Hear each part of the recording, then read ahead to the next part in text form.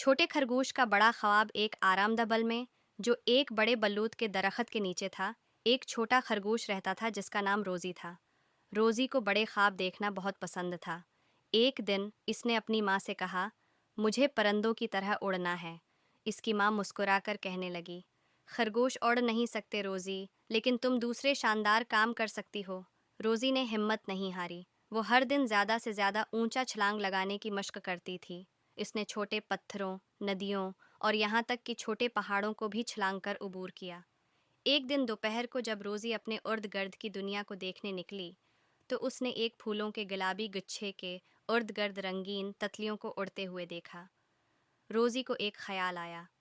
उसने पूरी ताकत से छलांग लगाई और लगातार छलांग लगाती रही, यहाँ तक कि वो इससे पहले कि सबसे ऊंची जगह तक पहुँच गई।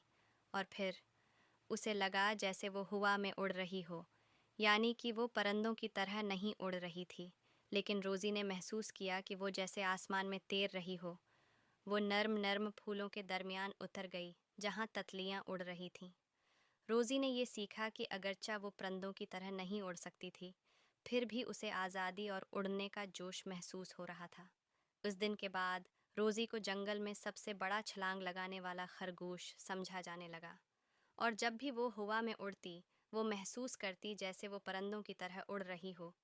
सबक: आपको परिंदों की तरह उड़ने की ज़रूरत नहीं होती ताकि आप आज़ादी महसूस कर सकें। कभी कभी सिर्फ एक बड़ा ख्वाब और बहुत सारी मश्क से आप कुछ शानदार हासिल कर सकते हैं।